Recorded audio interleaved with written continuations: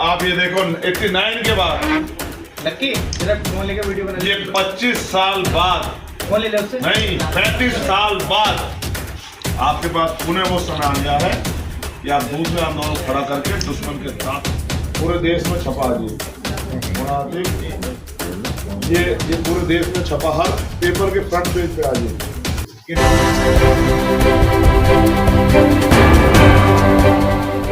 राजनीतिक सत्ता से बड़ा है आंदोलन, मिशन चलता रहेगा, समाज जागरूक रहेगा तो राजनीतिक सत्ता भी हमारे पास रहेगी। हम जो सामाजिक परिवर्तन चाहते हैं, जो हम आर्थिक मुक्ति के आंदोलन कामयाब करना चाहते हैं, सत्ता के जरिए वो आसानी से हो सकता है, क्योंकि सत्ता से ताकत आती है और ताकत जिस पे होती है वही कुछ कर सकते हैं। मेरे दिल में तमन्ना है कि मैं लाखों नौजवानों को रोजगार की जो पूर्ति है वो कराऊं, लेकिन कहाँ से? मेरी भी तमन्ना है कि आपके बिजनौर क्षेत्र को, जिसने इस आंदोलन को पहचान दी, वो बिजनौर क्षेत्र ऐसे चमके जैसे नोएडा चमकता। मेरी भी तमन्ना है कि यहाँ बच्चे स्कूल, अच्छे कॉलेज, यूनिवर्सिटियां बने। इस तरह हरिद्वार में, भगवानपुर में, रोशनाबाद में, सितारगंज में उद्योग धंधे लगे, यहाँ पे भी उद्योग धंधे लगे जो लाखों नौजवानों को रोजगार मिले। आपको बाढ़ की समस्या से, खोग की समस्या से, गुलदार की समस्या से, मिलों द्वारा जो लूट मचा है उनकी समस्या से निजात मिले। लेकिन अभी मेरे हाथ में ताकत नहीं। लेकिन आप और मैं जानते हैं कि इस आंदोलन में विचार महत्वपूर्ण है, ना कि व्यक्ति। हम सबका सम्मान करें, लेकिन अपनी काबिलियत को भी ना भूलें। हथियार पर अगर जंग लग जाए तो हथियार किसी काम का नहीं रहता। आपने पहले समाज को तैयार किया, वो वृक्ष आप लोग का तैयार किया हुआ है। आप लोग बामसेफ पे लोग तैयार नहीं करते तो वृक्ष तैयार नहीं होता, क्योंकि आंदोलन कोई भी शुरू कर सकता है, लेकिन कामयाब कर सकता है पढ़ा लिखा समाज। तो आज तो मेरे लिए इतना जबरदस्त दिन है कि मेरी जो सुबह हुई वो दीपक भाई के घर से हुई, माता जी रामेश्वर देवी जिनको आपने 89 में एक गरीब परिवार से, बामसेफ के परिवार जुड़े जो हमारी माता जी, उनको आपने असेंबली भेजा और बहन जी को पार्लियामेंट भेजा। और अब शाम होते होते जैसे जैसे रात ढल रही है तो परिवार के बहुत सीनियर लोग वो आज जो है इस जिम्मेदारी को उठाने के लिए तैयार। आप ये जानते हैं कि मुझे इस आंदोलन में रुकना नहीं है। ये तो आंदोलन आपको ही चलाना है, आपको आगे बढ़ाना है। मुझे तो यहाँ तो आंदोलन तैयार करके बराबर का जिला, बराबर का सब तैयार करते जाना है, जिससे कि ये कारवा बढ़ता जाए।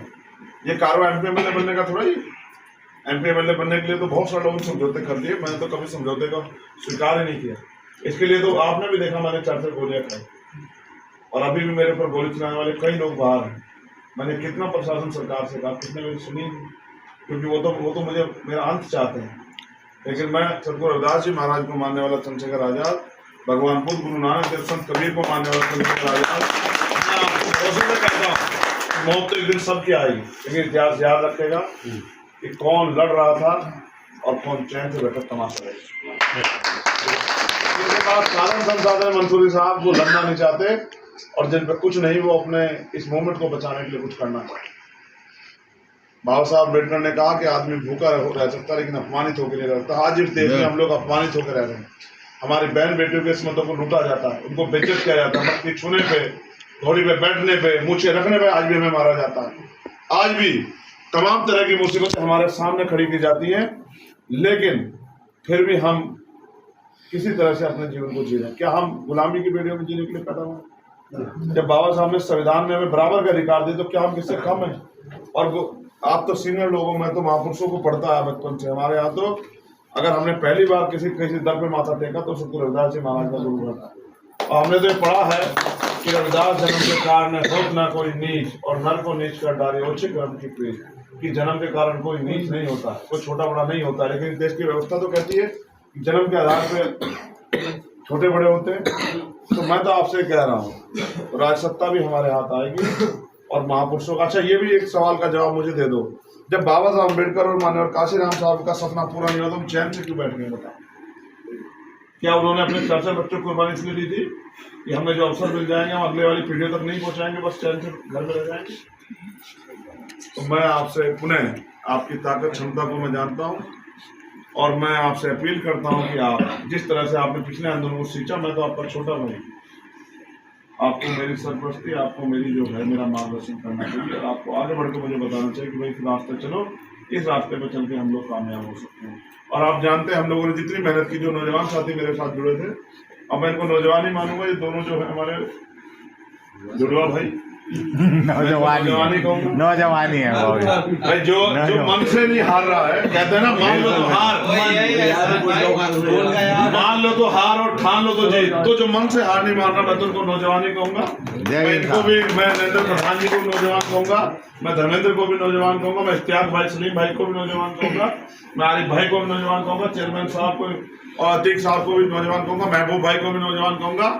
जितने भी नौजवान लोग हमारे साथ जुड़े हुए हैं और जुड़ के काम कर रहे हैं, और अब तो हमारे बड़े भी आशीर्वाद देने के लिए हमारे साथ आ रहे हैं। अब तो इस कारोबार को कामयाब होने से कोई भी नहीं। और जो हमसे नाराज है, मैं बड़े बड़े भाइयों से कहूंगा कि नाराज भी इस वजह से कि उनको लगा हुआ कि मैं उन तक नहीं पहुंचा, मगर आप बताओ क्या करें। जब आप किसी घंटे से जुड़े हुए थे तो आप भी जानते हैं कि हम ईमानदार लोग हैं, जहाँ रहते हैं पूरी ईमानदार से रहते हैं, उसकी गरिमा से खिलवाड़ नहीं करते। अगर हमने किसी का झंडा पकड़ रखा है तो हम धोखा नहीं देते, ये तो खून ईमानदार है, मैं तो जानता हूँ। तो मैं आपको कैसे आप तक पहुँच जाता, आप बताओ। आज देखो रास्ता बना तो कुछ ही घंटे लगे मुझे आप पता नहीं। तो मैंने तो अपना सब कुछ समाज के नाम कुर्बान कर दिया। आज का अखबार पढ़ा हुआ, मैं आपको दिखाता हूँ अभी मुझे किसने भेजा। इतनी बड़ी मेरी तस्वीर उसमें लगाई है आज दिल्ली में, और ये लिखा है देखो, पूरे देश में छपा जी, ये पूरे देश में छपा, हर पेपर के फ्रंट पेज पे आज कि नगीना के प्रत्याशी चंद्रशेखर के खिलाफ देश के सर्वाधिक मुकदमे। ये भारत की मीडिया, लेकिन एक बार इन्होंने ये नहीं बताया कि ये मुकदमे उसके जाति मुकदमे, व्यक्तिगत मुकदमे हैं या आवाम की लड़ाई लड़ते मुकदमे हैं। भाई जब मैं अपने लोगों की लड़ाई लड़ने जाऊंगा, सरकार मुझे क्या देगी उसके खिलाफ? आज के समय में क्या तो मैं इनसे हार के घर में बैठ जाए तो ये जुल्म बढ़ता जाएगा, क्योंकि हमें तो महापुरुषों ने सिखाया ना कि अन्याय करने वाले से अन्याय सहने वाला दोषी होता है। तो जब बाबा साहब अम्बेडकर हमें कह गए अन्याय सहना नहीं, तो हम अन्याय क्यों सह रहे देश में? तो कहीं ना कहीं हमारा मनोबल गिरा है। काशीराम साहब कैडर में हमें सिखा के गए कि किसी भी समाज पे 5 तरह के बल होते हैं, इस बात पर आप गौर करना। ये मेरी सबसे महत्वपूर्ण लाइन है। पहला बुद्धि बल, दूसरा बाहुबल, तीसरा धन बल और चौथा जन बल। बुद्धि बल जो कुदरत हमें देती, बाहुबल जो हमारे शरीर में हमारे माँ बाप खिला पिला कर हमें तैयार करते हैं, धन बल जो हम पे पैतृक छुट जाता है, ये हम लोग कमाते हैं, और जन बल क्योंकि लोकतंत्र है, हमारी संख्या हमारी ताकत है, सरों की कीमत होती है। ये चारों बल बेकार हैं अगर आपका 5वां बल आपके पास है, जिसका नाम है मनोबल। जिस टीम का मनोबल गिर जाता है वो कोई लड़ाई नहीं जीत सकती। जो जिन्होंने मैदान में जाने से पहले हार मान ली वो कभी नहीं जीत सकते, और जिनका हौसला बड़ा बुलंद है तो उनको कामयाबी से रोका नहीं जा सकता। सपने उन्हीं के पूरे होते हैं जिनके सपनों में जान होती है, और पंखों से कुछ नहीं होता साथियों, हौसलों से उड़ाना। हम तो मैं तो अपने दोनों बड़े भाइयों से कहूंगा, साथ में मंसूर जी, हम तो हौसले लेके चले हैं घर से। हमें तो हमारे महापुरुषों ने हौसले दिए। हम तो वो थे जब बाबा साहब ने कहा जाओ अपने घर की दीवारों पे लिख दो कि हम इस देश के शासक हैं, तो समाज हंस रहा था कि बाबा साहब आप शासक की बात कर रहे हो, आप घर की बात कर रहे हो, हम पे घर कहाँ है, हम पे तो झोपड़पट्टी है। तो बाबा साहब ने कहा संविधान में सब कुछ लिख दिया है, आप संविधान के आधार पे इस तरक्की के रास्ते पे चलना। झोपड़पट्टी यानी महल भी होंगे, और आज देखो महल है नहीं क्या? बताओ महल है, बताओ ये महल से कम है क्या? महल ही है। तो ये महल बाबा साहब अम्बेडकर के संघर्षों की देन है, ये ज्योतिबा फूले के संघर्षों की देन है, ये साहू जी महाराज, मान्यवर दीना माना वाल्मीकि और मान्यवर काशीराम साहब के सपनों की देन है, ये कय्यूम अंसारी साहब के संघर्ष की देन है, ये APJ अब्दुल कलाम साहब के, मौलाना कलाम आजाद साहब के, सर सैयद अहमद खां के सपनों की देन है। आप भी इस बात को कर लो कि हमें रुकना नहीं है, हमारी आने वाली नस्लें, और मैं अमित से कहूंगा कि वो भी आ जाए। मेरा आप तो बीच में आ जाओ, संरक्षण तुम्हें इधर का प्राप्त हो गया है। मैं उनसे ये कहूंगा कि वो ये तय कर लें कि पिछली बार जो आंदोलन उन्होंने यहीं से शुरुआत की थी, और उस आंदोलन ने 4 बार उत्तर प्रदेश में चीफ मिनिस्टर बनाया, और वो आंदोलन फिर पुनः वही लम्हा वही घड़ी, और आप ये देखो 89 के बाद लक्की जरा फोन लेके वीडियो बना, ये 25 साल बाद, फोन ले ले उससे, नहीं 35 साल बाद आपके पास पुनः वो समय आ गया है कि आप दूसरे आंदोलन को खड़ा करके दुश्मन के दांत खट्टे करो और दुश्मन को बता दो कि जब तक हम हैं संविधान की तरफ कोई आंख नहीं उठा सकता और इस देश को जिस तरह से वो कह रहे हैं कि हम ये कर दें वो कर देंगे, इस देश को कोई छू नहीं सकता। बाबा साहब ने कहा प्रथम और अंतिम भारतीय हैं, भारत की रक्षा के लिए और इस देश के हक वंचित समाज, दलित, पिछड़े, आदिवासी, मुसलमान, जैन, सिख, बौद्ध, ईसाई, पारसी और हर न्यायपसंद व्यक्ति के लिए अपनी जी जान लगा देंगे और देश की रक्षा करेंगे, संविधान की रक्षा करेंगे। आज रात के लगभग 12 बजने वाले हैं, जब तमाम नेता घर में पड़े सो रहे हैं तो भी मेरा जागरूक समाज, आज मुझे बाबा साहब की वो बात याद आती है जब एक बहुत बड़े पत्रकार बाबा साहब के पास पहुंचे और वो तमाम नेताओं से मिलने के बाद पहुंचे। गांधी जी के पास गए तो सो रहे थे, नेहरू जी के पास गए तो सो रहे थे और बाबा साहब के पास गए तो बाबा साहब का पीए भी नहीं था, बाबा साहब अकेले ही थे। तो उन्होंने कहा कि अरे पीए बाबा साहब कहाँ हैं? तो उन्होंने कहा भाई पीए तो है नहीं, मैं ही बाबा साहब को बताओ। तो बोले महाराज आप क्यों जाग रहे हो इस समय तक, आप तो इतने विद्वान व्यक्ति हो। तो उन्होंने कहा कि मैं इसलिए जाग रहा हूँ क्योंकि मेरा समाज सो रहा है।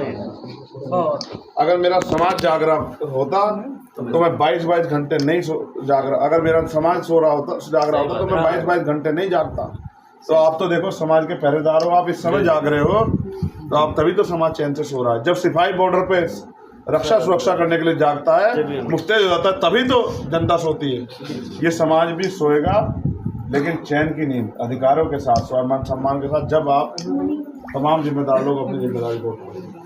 आपने ये समर्थन नहीं, आपने ये सहरा जीत का अपने सर बांध लिया। आप बड़े जिम्मेदार लोग हो, मैं समझ गया हूँ, और ये सहरा आपके सर माथे ही रहेगा। ये बिजनौर का सम्मान हमेशा उतना ही रहेगा जितना आपके लिए पहले था और आज भी। चंद्रशेखर भाई आप कामयाब हो भैया होगा। जिसका परिवार, देखो ये सवाल पूछा जाता है क्या आपका परिवार आपके साथ है?